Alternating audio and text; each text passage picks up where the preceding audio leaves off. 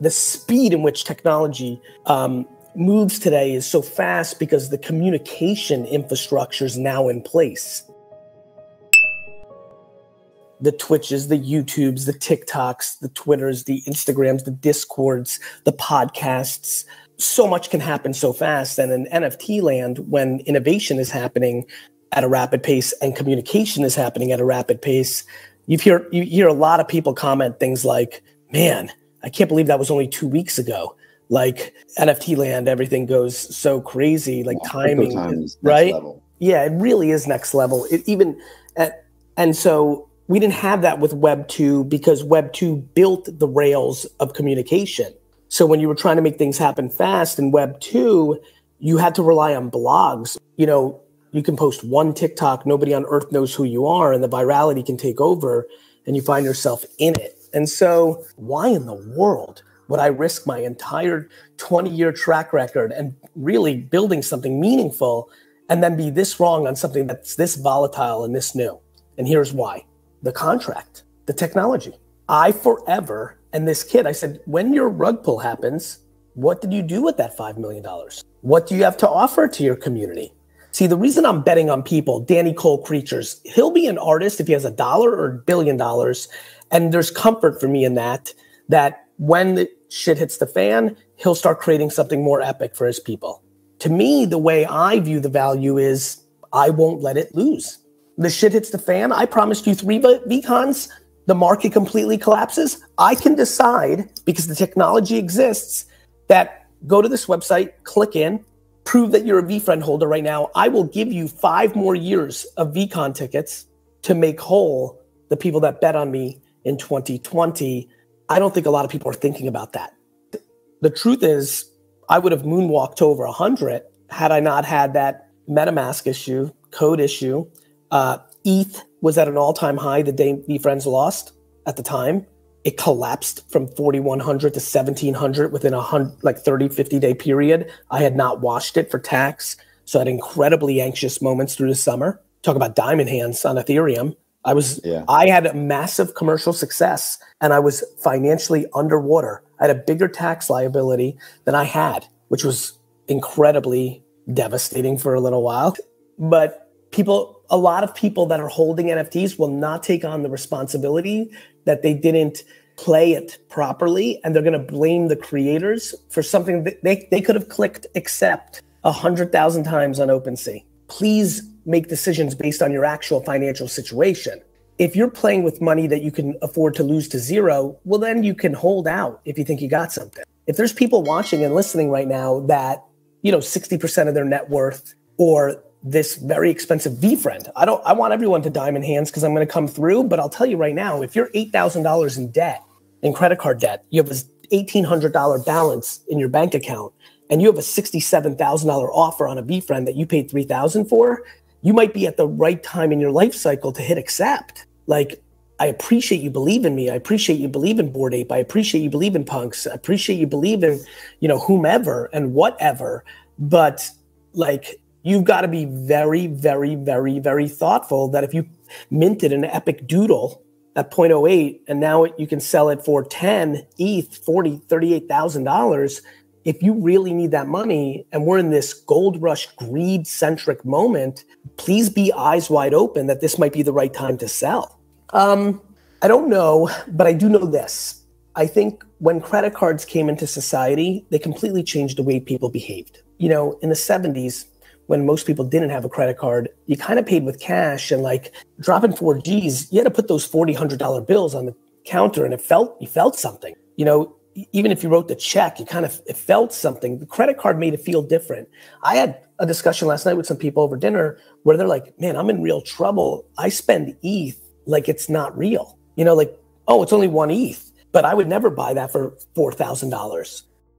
Before we continue, help us clicking that YouTube like button and subscribe now to our channel. This shows the algorithm that you valued this information. And it helps us spread that message. Sharing is caring. And now, let's continue. I also think that brands need to think about membership clubs, reward points. Why did airlines explode in activity in gamifying people to fly more to hit their rewards. Simple things like the restaurant that makes you buy 10 pizzas and the 11th one is for free. The gamification of enhancing a purchase because they get something, as the value of NFTs become not only perceived value, but actual value. It becomes very obvious to why somebody would buy a $800 pair of sneakers because they also get a free NFT, and they believe and even know that there's a dark horse chance, even at scale when there's too much supply, even then, that there's a dark horse chance if this beautiful, amazing new artist named Virgil goes on to become the icon that Virgil Abloh was. Oh, wait a minute. This little NFT I got for buying this sneaker may be worth more than $800 in 4 years. So this is a really fun purchase. This is what people are going to do. I might have bought this sneaker for free. Or because we all love to flex. I mean, last night, the first ticket stub from Michael Jordan's first basketball game sold for $250,000. And then maybe that's the one where the hologram of Biggie performs, and that becomes like an advancement from what we saw from the Tupac hologram. And that became the beginning of hologram for realness in society. And then thus a historic event. And then thus that NFT that you got at Coachella is a collectible. Because if you go to eBay right now and see what people buy, newspapers, tickets, just like empty boxes from, LVMH, this. People go on eBay and buy the empty boxes of luxury brands. Why? Because usually they probably put something in it to make it, maybe it's a fake version of something. Like, there's so many reasons we do things. It's how we socialize. The biggest way humans communicate with each other is not through words and not through the written word. It's literally through what we purchase.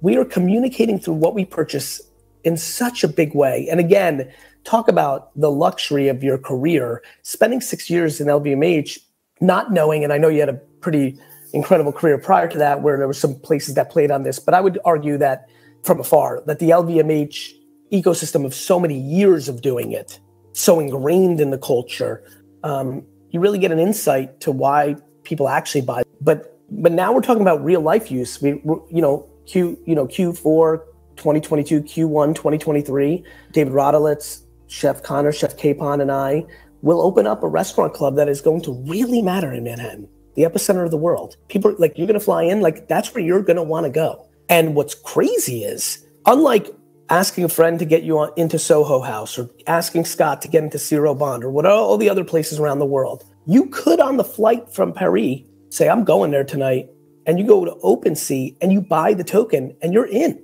That's insane. It's also insane for the people that were right about a country club that was the third country club in their area, but it got good. And the fees to get in went from 10,000 to 100,000, but they didn't really benefit from that other than they got into their country club that they wanted at a better price. In this scenario, it's an asset. It's an asset. If we go out and execute and you paid 2 ETH to get into the club, you went 16 times, but you're done with it. You're like, which is the right thing, right? Like, no matter how hot any restaurant is, you eventually, I've gone to restaurants back-to-back nights sometimes when I've lost my mind. I'll go another 6 times, but somewhere around time 8, 12, 15, you want to try something else out. The fact that all of a sudden that can become, you made a profit out of enjoyment, that's unheard of. So that's going to be a use case. I'm very big on, I saw a kid the other day, I clipped this, I put it on Instagram because I hope it helps some people. I'm very interested in the idea of the receipt becoming an NFT, the receipt. So again, you think about a Chanel or a Tiffany's or a Cartier, not put the price amount on it, but you get a receipt, but you also get an NFT because you bought something. They have leverage. They can go get the emerging, amazing new artists. Let me say this, because I know our careers will probably draw in some really good marketers watching this. This is a profound statement. NFTs have created the first time in history where I think emphatically we can say that marketing is on the precipice of becoming a profit center instead of a cost center. Right? For you and I, I don't know if anybody can see this, it's goosebumps. That's insane. Do you want to know one thing about crypto? I made over 3,000% in profit in a few weeks. Fact is, the traditional financial system, the traditional money system makes you poor, not rich. If you want to earn $500,000, $1 million, you have to wait until you're 50, 60, 70 in the traditional financial system, and you probably will still be broke. And you will be old. This is not a sexy combination, as you can imagine. But the question is, how can you start in crypto and make these profits? Where to invest? Where to start? My name is Gunnar and I'm from Germany, as you can hear, and things are a little bit different in Germany. More about that later on. The fact is, there are lots of different cryptocurrencies. It's a gigantic universe where beginners and professionals get easily lost. But there is light at the end of the tunnel. There are 7 key steps you need to follow to become successful in this market. You have to know them, and if you fail one of them, it's literally impossible to succeed in this market. Just an example, one of the key points is your exchange, and one of the biggest are, for example, Binance and Coinbase. These are trusted and well-established exchanges, but, and this is a big but, you won't find the super profitable coins on those exchanges. The unknown super profitable coins that get gigantic profits are not traded on those kind of exchanges. They are traded on much smaller insider platforms that are barely known. And I can tell you what those super secret exchanges are and why they are so profitable. And another super important thing are the right information sources. The point is, the internet is gigantic. There are hundreds and hundreds of YouTube channels, blogs, pages, and much more. And there are also market makers and influencers. For example, Elon Musk, he is not a crypto guy, but the moment he recommended Dogecoin, it went through the roof, to the moon, so to say. But why did he recommend it? Where did he hear it from? He didn't hear it from newspapers. And believe me, he is listening to someone. But you have to know who, and you have to react before he is reacting. This is really important. And these are only 2 of the 7 steps you have to follow in order to be successful in crypto. And if you want to know all of these steps in much more detail, and if you want to have a comprehensive checklist, here's what you should do. There is a link below this video. Click on this link and you will get the opportunity to subscribe to my channel. Click on the link and you will see a video where I explain the next steps. So see you soon. Click on the link now. I'll see you there.